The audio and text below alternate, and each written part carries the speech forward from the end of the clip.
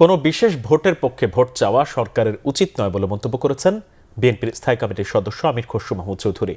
চট্টগ্রামে নাসিরাবাদ হাই স্কুলে মাইজ ভান্ডার শরীফের এক অনুষ্ঠান শেষে তিনি কথা বলেন। আমির খসরু বলেন, সরকারের উচিত জনগণের ভাগ্য পরিবর্তনের যে ভোট রয়েছে সেই ভোট দিতে উদ্বুদ্ধ করা, কিন্তু সরকার কেবল একটি বিশেষ ভোটের পক্ষে কথা বলছে। কোনো বিশেষ কারণে সরকার এবং তাদের লোকজন ভোট দেওয়ার কথা বলা অনুচিত। বিষয়টি জনগণ ভালোভাবে নিচ্ছে না বলে জানান আমির খসরু।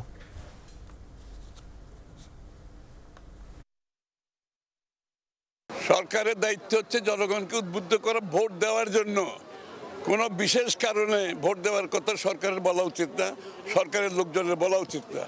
সরকারের উচিত জনগণকে বলা ভোট দেওয়ার জন্য। ভোট বলতে ভোট, সব ব্যাপারে ভোট।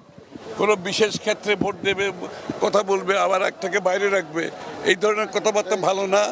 মানুষের মনে বিভিন্ন সন্দেহের উদ্রেক হয় এই ধরনের কথাবার্তা কেউ বললে।